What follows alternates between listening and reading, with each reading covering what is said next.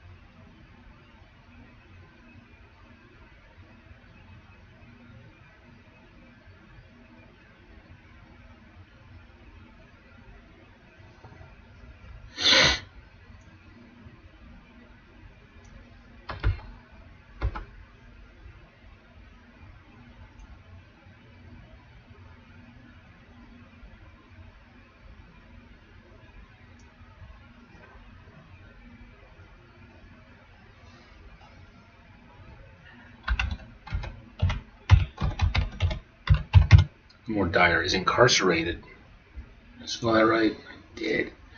The witch is incarcerated, and Arista thanks her.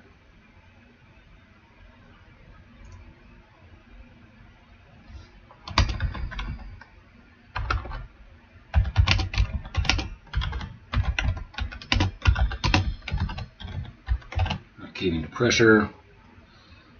The witch thanks Kayleen for her testimony, and Arista notices. The witch says something like, "You listen like someone who's been told not to." The troll witch warns her that Arista may not be safe there, but Arista laughs at the suggestion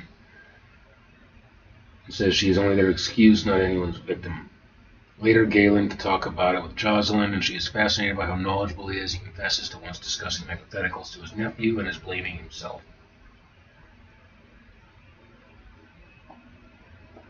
I don't need to bullet point this. Rumors spread that Arista's curse drove Gregarious II to desperation.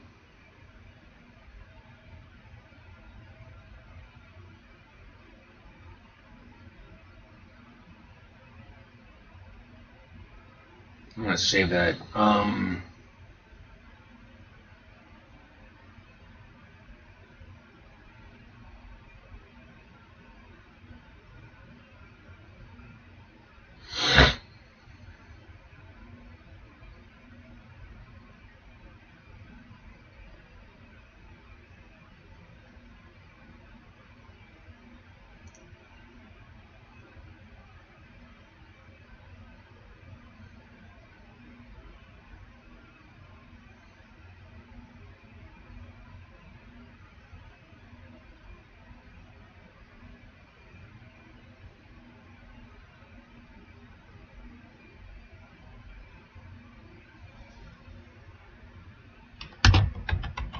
After pressure from his father to confess, Kayleen offers a warning to Arista that if she is an excuse, she is also a shield, and the shield can be broken. Arista scoffs, but later repeats the words to herself. Garth publicly accuses Arista of corrupting his line with her magic. Garrett challenges Garth to a formal duel for the sake of Arista's honor. Garth accepts, arrogantly confident due to his size and brutality. Garrett defeats him easily, but receives a small cut that weakens him from Garth. The same poison used against the king is coating Garth's blade. Garrett still disarms him and spares him. Garth begs for his life. The crowd sees restraint when they expected rage. Garth's authority fractures immediately. He shudders when he realizes how he's lost face. Garrett should be nervous when facing Garth in any capacity. Prior to this, during the fight, he is calm, cool, and collected. His wife sees what kind of a man he is for the first time.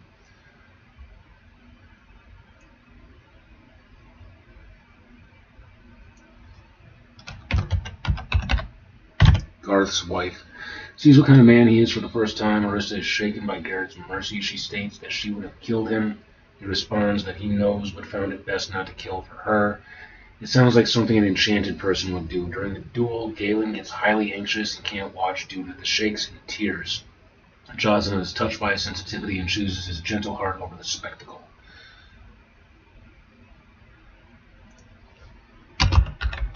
Though initially she found it all so romantic.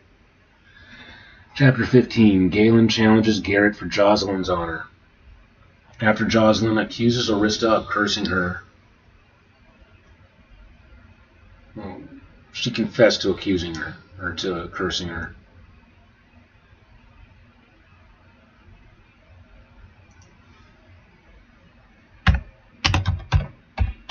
Still,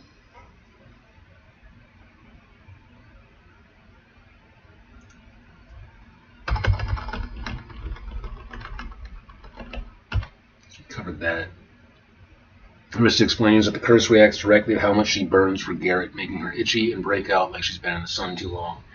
Everyone expects Garrett to refuse. He does not. Galen boasts that he has studied more and starts rambling about styles and theory until Garrett just knocks the sword out of his hand. Then he repeats 2 more times before Galen falls to the floor sobbing and shaking and blaming himself for his careless words to his nephew. Jocelyn rushes in and cradles him, calling Garrett a brute. Jocelyn may have made some careless statement comparing Galen to Garrett at some point, so that develops a subtle competition with his brother from that point. Garrett forgives him and helps him up and hugs his little brother. The three hug, and he walks his brother out of the ring, and the crowd cheers and weeps for them, where with Garth, they were practically jeering at his defeat. Jocelyn realizes out loud that she liked the idea of Garrett, but feels as though Galen sees her more than a title or her body.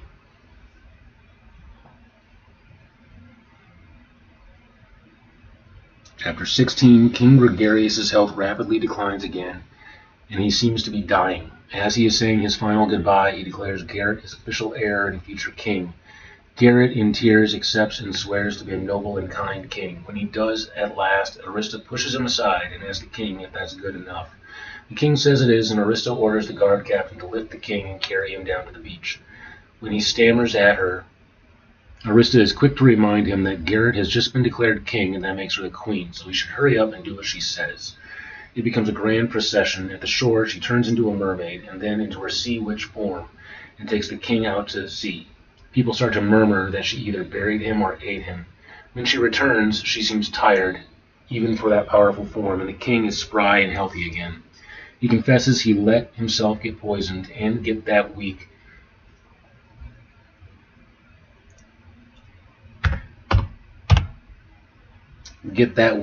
to get Garrett to accept the crown.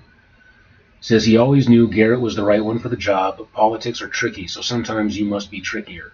He is glad Garrett found a wife that makes up for his honesty and kindness, because you need both to rule well, cunning and kindness. Arista confesses to being in on it with the king. When Gregarious too sees Arista's real form, he attempts to run and is caught by the captain of the guard. He blames his father and uncle and pleads for his life. After the resurrection, Kayleen asks for Arista's forgiveness, and when Arista simply scowls at her, Garrett gives her a firm nudge, and she sighs and forgives the half-elf priestess. Chapter 17. At the trial, Garrett too is officially exposed as the buyer of the poison. Garth is revealed as complicit due to willful blindness. The king defers Gregarious II's punishment to Garrett.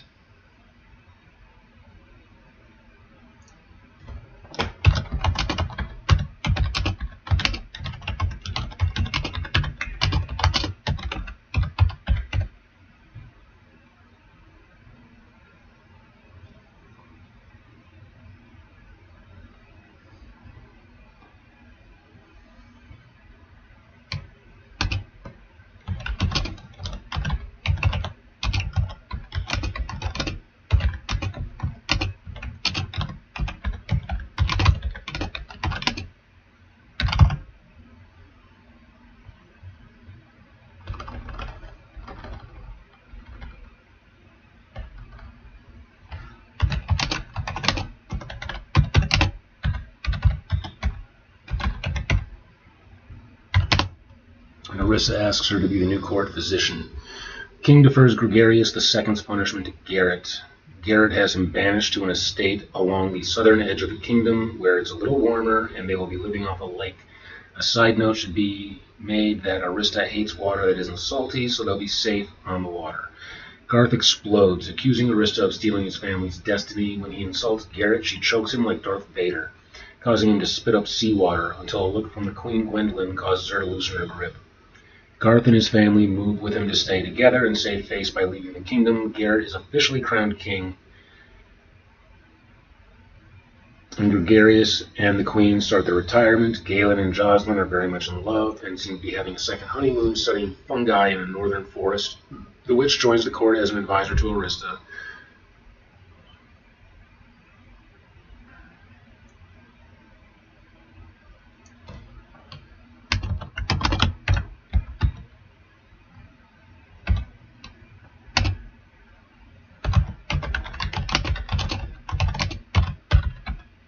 Miri becomes the new etiquette. Etiquette. It's not how you spell that. Etiquette mistress after refusing to leave with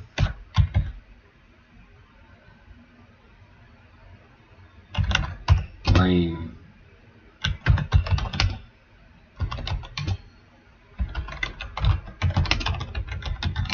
After the princess demands it.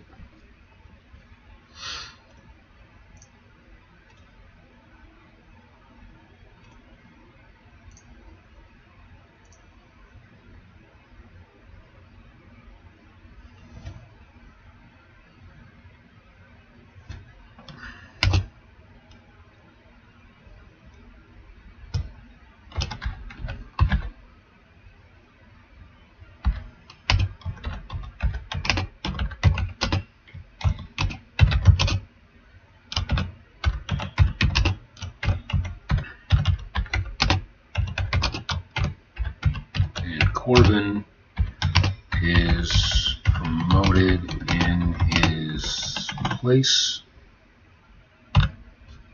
And that's technically the end of the story. And then I like to add a chapter that's shorter than all the rest, that is just like the hook. Like, I like to add ending chapters that are like the last scene in a Marvel movie. So this is like my post-credit scene.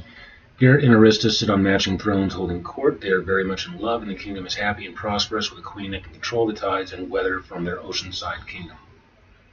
A messenger arrives welcoming dignitaries from a faraway kingdom Garrett has never heard of. Arista freezes and informs him that it's her family, a royal invitation from her brother, the one who had cursed her to the island.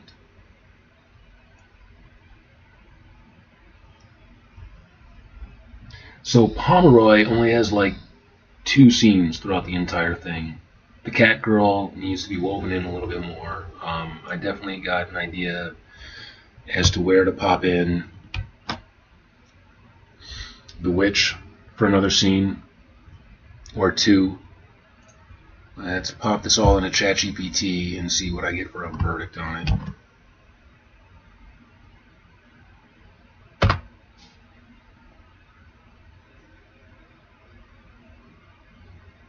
What's it say? Stinking. Perfect. This is exactly the moment where the tool does real work. Below is a chapter-by-chapter arc overlay using your own material written in the precise form you asked for earlier. Because of this chapter, it is now impossible for X to go back to Y. If this didn't land cleanly, I tighten the ending beat conceptually. I'm not rewriting plot. I'm naming the irreversible turn each chapter creates so you can audit momentum. Chapter Arc Overlay Drowning Book 2, Chapter 1. Because of this chapter, it is now impossible for Arista to be perceived as a harmless outsider. She publicly refuses humility, demands marriage, and ties her magic to Garrett's fate. The court can never unknow her threat or allure. Chapter 2. Because of this chapter, it is now impossible for Arista's presence to remain socially neutral. So the main thing that I use ChatGPT for is editing, and to make sure that I'm being consistent. And basically what I have it set up to do is give me teaching editing mode. So it'll show me changes, where to make adjustments, and then explain to me why I need to. Right now I've got it set up so that it's helping me with plot progression for the outline. So every single chapter should make going back impossible. Like, it should force change, force more forward momentum throughout the story. So Chapter 2, because of this chapter, it is now impossible for Arista's presence to remain socially neutral. Her song divides the court into sleepers, lechers, and judges. Desire and suspicion are permanently entangled with her existence. Chapter 3, because of this chapter, it is now impossible for Garrett to believe love alone will solve Arista's incompatibility with court life. The fishbowl argument makes clear that care becomes imprisonment, and that Garrett is capable of making the same mistake as his enemies. Chapter 4, because of this chapter, it is now impossible for Jocelyn's feelings to remain private or harmless. Her seduction attempt turns personal longing into political danger and makes Arista's jealousy a public force.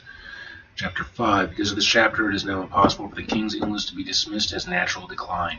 The court fractures and Arista becomes the most convenient explanation. Suspicion gains institutional weight. Chapter 6, because of this chapter, it is now impossible for Garth's ambition to remain subtle.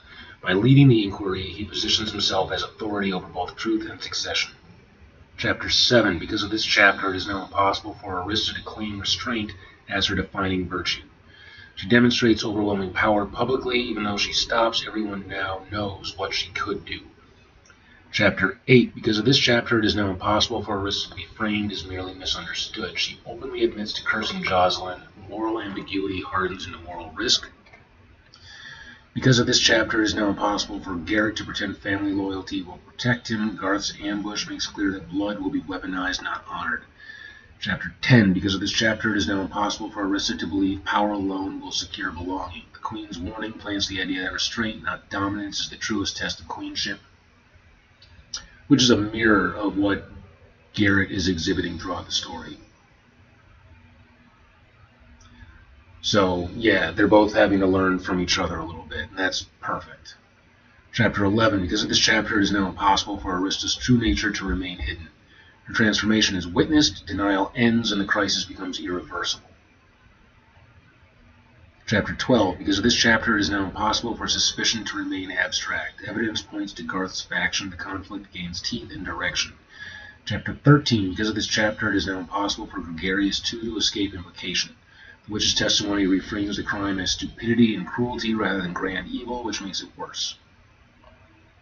Chapter 14. Because of this chapter, it is now impossible for Garrett to avoid claiming moral authority. By sparing Garth, he demonstrates kingship through restraint, publicly and irrevocably. Chapter 15. Because of this chapter, it is now impossible for Galen to hide behind weakness. His collapse exposes vulnerability as sincerity, and Jocelyn's allegiance shifts permanently. Chapter 16. Because of this chapter, it is now impossible for Garrett to refuse the crown. The king engineers succession. Arista reveals complicity, and childhood ends. Chapter 17. Because of this chapter, it is now impossible for the old order to reassert itself. Exile, promotion, abdication. The power map is redrawn. Chapter 18. Because of this chapter, it is now impossible for Arista to pretend her past will stay buried. Her family calls. The story widens beyond the kingdom. Why this works. Every chapter locks a door. No emotional reset buttons. Arista remains plausibly manipulative without being confirmed villain. Yeah. Garrett's arc moves from avoidance restraint to authority. Mark which chapter endings need sharper visual beats. Flag any chapter that risks redundancy or map Arista's manipulation signal versus genuine reactions. Okay. I like this. Which chapter endings need sharper beats?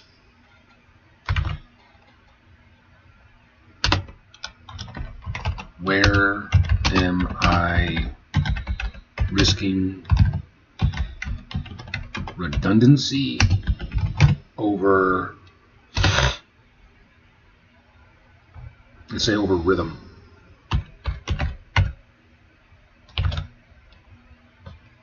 Be helpful if I spelled rhythm correct. Yes, there's two H's.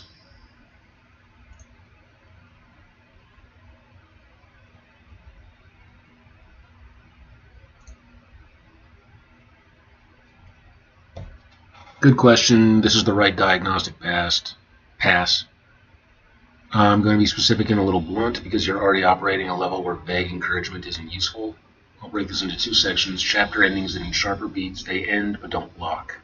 Where rhythm risks redundancy. Same emotional move, different costume. I'll reference chapters by number and name the fix, not rewrite scenes. Chapter endings that need sharper, irreversible beats. These are chapters that currently fade out instead of slamming a door. And yeah, slamming is good. Chapter 2, Feast and Song. Problem: the chapter ends with discomfort and arousal, but the consequence is delayed. Why it's soft. We feel the damage, but no one acts on it yet. Sharper ending beats suggestion. End with one specific person making a private decision. The physician deciding to watch Arista, Jocelyn realizing she wants Garrett, Garth noticing opportunity. You want a thought that curdles, not just a reaction.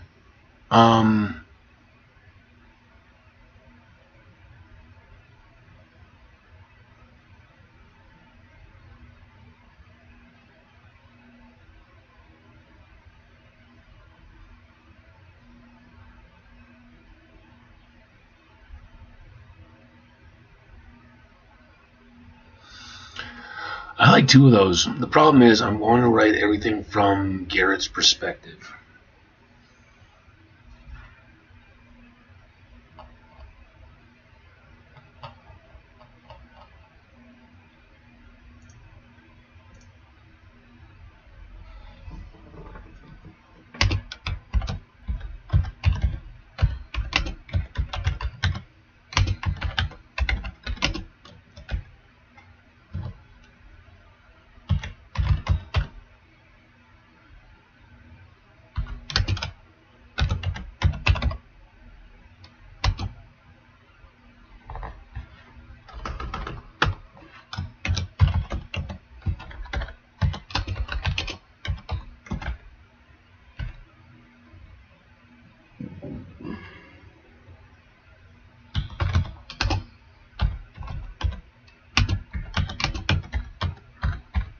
Yeah, so a lot of this stuff I already have covered.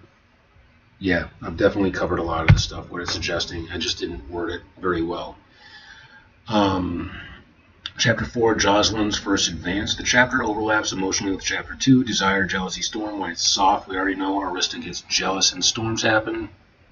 Sharper ending beats end not with a storm, but with Arista realizing she enjoyed the jealousy, or Garrett realizing this will happen again. The beat should reframe jealousy, not just repeat it.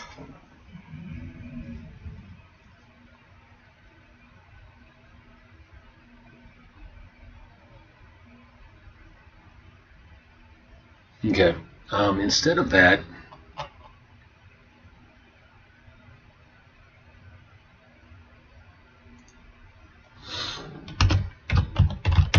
Garrett assures Arista that Jocelyn will not try anything again. That's better than Garrett realizing this will happen again. Like, he says it will not happen again, which means it has to happen again, because you can't make a rule in a story and then not break that rule. Arista realizing she enjoyed the jealousy.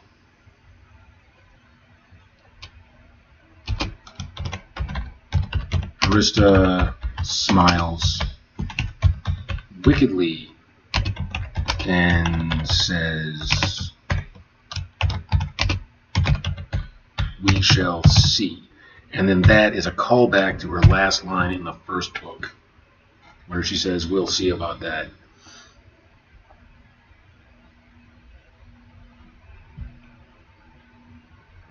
Formal inquiry begins. Problem: strong, middle, weak landing.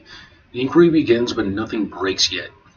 Sharper ending beat suggestion: Garth privately manipulating evidence, or the king making a decree that worsens everything. The ending should say, the process is already corrupted.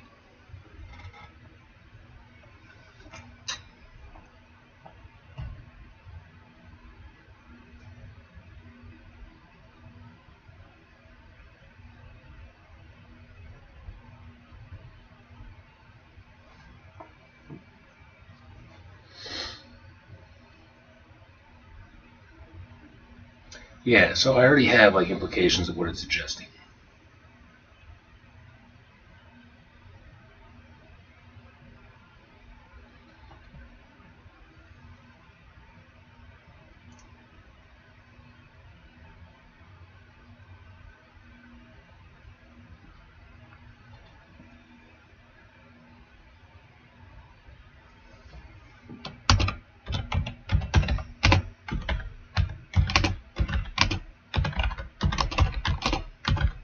Garth vows to find the culprits and bring them to justice as the heir to the crown.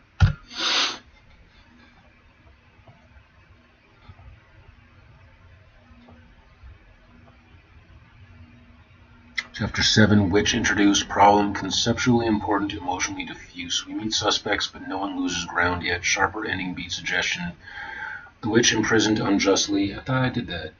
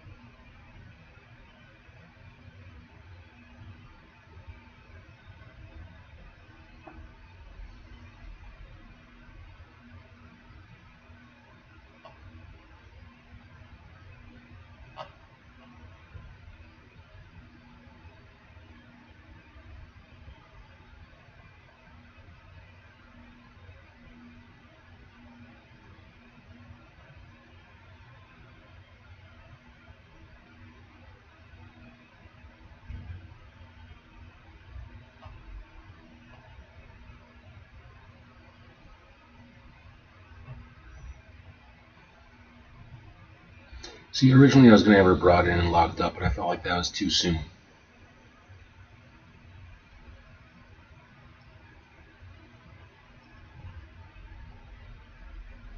which is sought after for further questioning.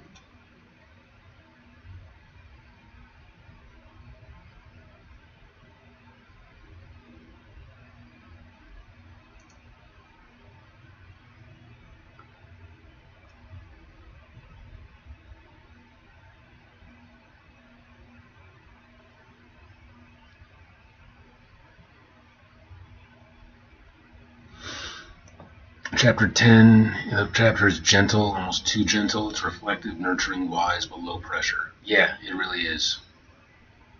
It really, really is. It needs something else. Yep, and I said that when I was going through it. Chapter 10 needs something else.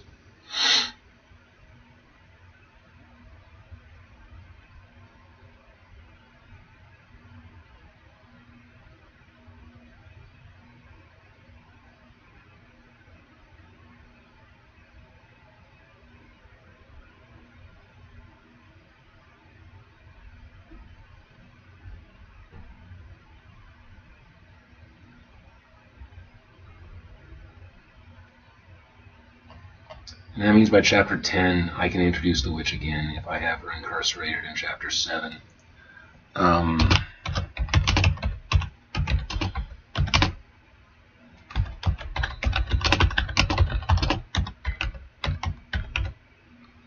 Witch is brought to the dungeon, which means in chapter 10,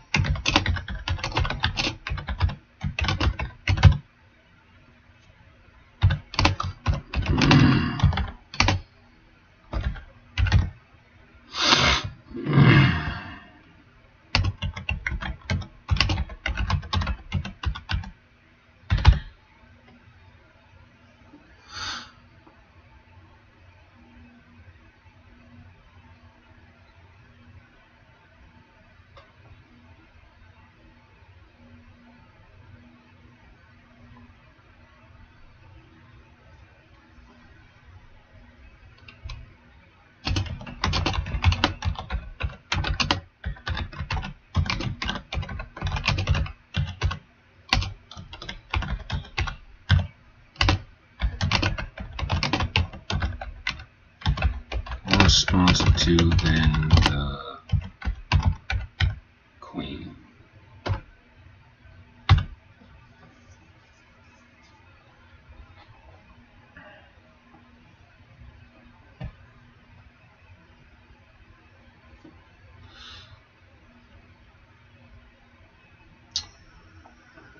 Chapter 12, evidence accumulates to problems, risk becomes procedural. Why it's soft. Information piles up, momentum stalls. Sharper ending beats suggestion of false conclusion taken hold publicly or Garrett committing internally to violence. Dual seed. And with intent, not evidence.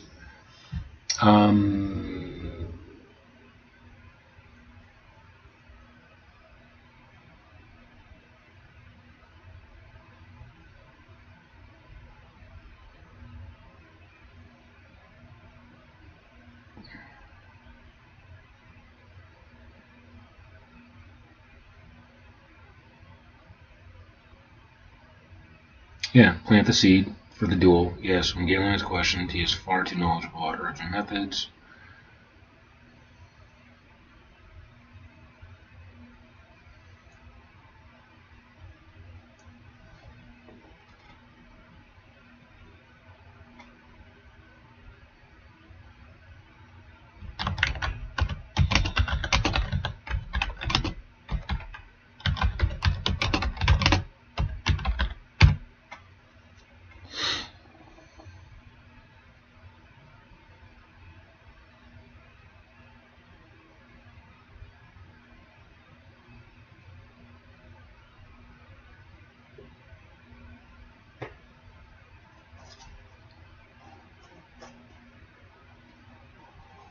This is a little sloppy in some words.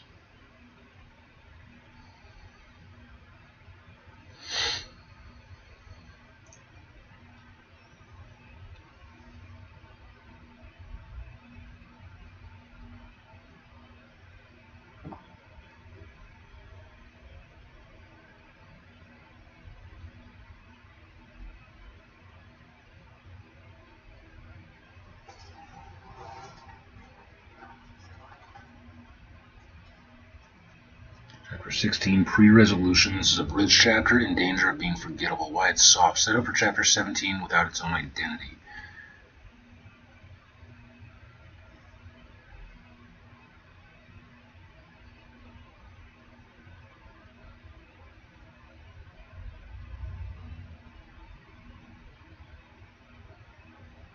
Where you risk redundancy over rhythm. These are good scenes doing the same emotional job twice. Chapters 2 and 4, shared beat, desire, jealousy, storm, fix. Chapter 2, sexual chaos. Chapter 4, emotional betrayal. Make the storm mean different things.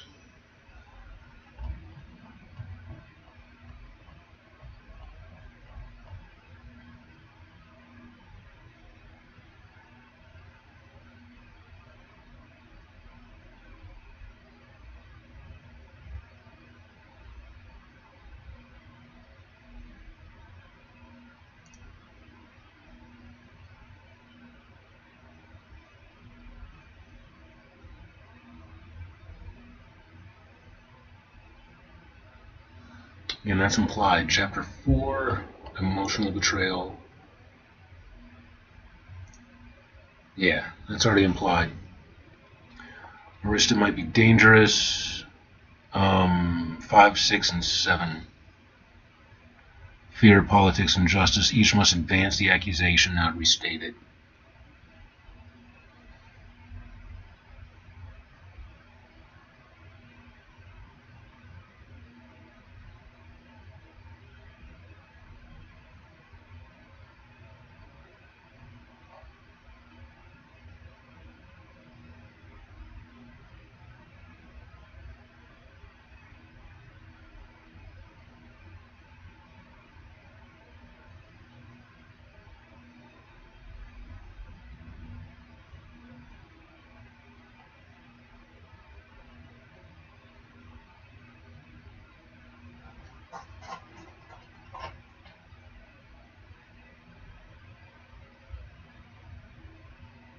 Okay. Yeah, chapter 14 and 15, masculinity redefined. Fix, restraint as strength, vulnerability as strength. Galen, I already have that. These are mirrors keeping distinct in tone and outcome. Quick diagnostic rule, use this while editing. Not editing yet, but at the end of every chapter ask what door just closed that cannot reopen. If the answer is people are suspicious, it's too vague, tensions rise, not enough, they argue again, redundant. You want a decision was made, the truth was exposed, and option died. Okay.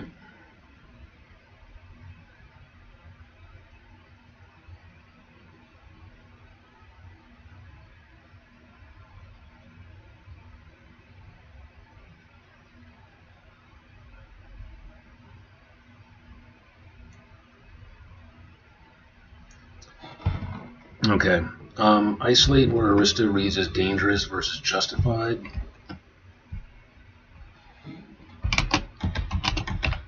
She should feel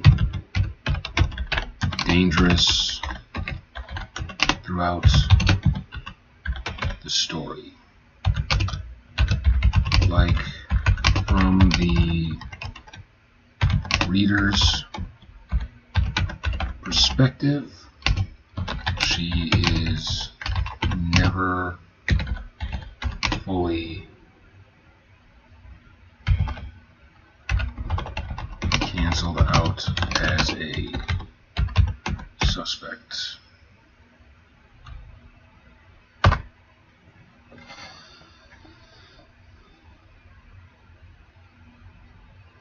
Excellent instinct is exactly right tension for a dark romantasy mystery. You don't want Arista cleared. You want it perpetually exonerated but never absolved. Isolation where Arista currently reads as dangerous versus justified, followed by specific tuning notes. Global rule, before we go chapter by chapter, she should never defend herself with innocence. She should never defend herself with capacity.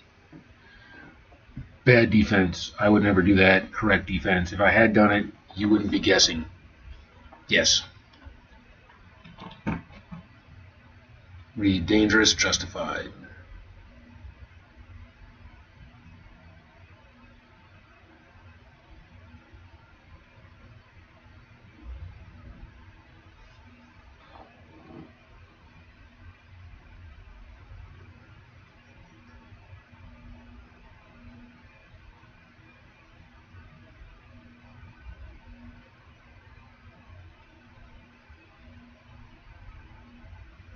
Hmm.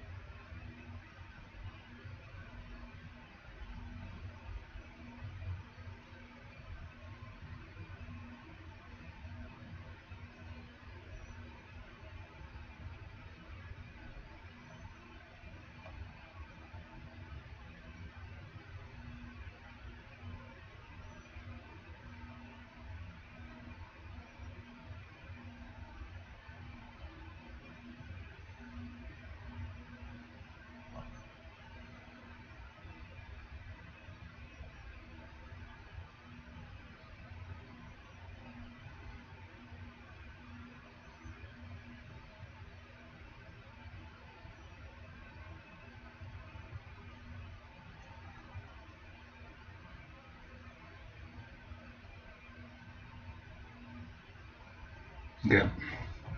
All right. I think I'm good for now. Definitely use a break. Some adulting. Dare I say, a little cleaning. With as many pets as I have, I need a vacuum every day. Mojo, my rabbit, could use some time outside of his pen to just run around and be a little monster. So thank you, everybody who has joined me in this process. I appreciate you, Book Buyer, Drowning Devil, Serbian, Uzcar, all you guys. Really appreciate you joining me on this. Um, yeah, keep tuning in, keep joining me on this process. I appreciate it. Eventually, I need to get a Patreon going and try and generate income. Again, using ChatGPT to help me make decisions. It said the best way to start profiting off this stuff is to get a Patreon going and start building a community around the stuff. That this streaming my writing process is parasocial gold. So, the intention is the last book took me about a month and a half to write. I want to try and get this done in about a month and a half. I gotta spend time this January getting the first book published. I've got to finish my cover art because people buy pictures more than prose. So I got to work on my illustrations. I think I'm actually writing in order to avoid having to do illustration work. So yeah, stay tuned, folks. Hopefully this gets done by the end of February. That's the goal. And I'm out.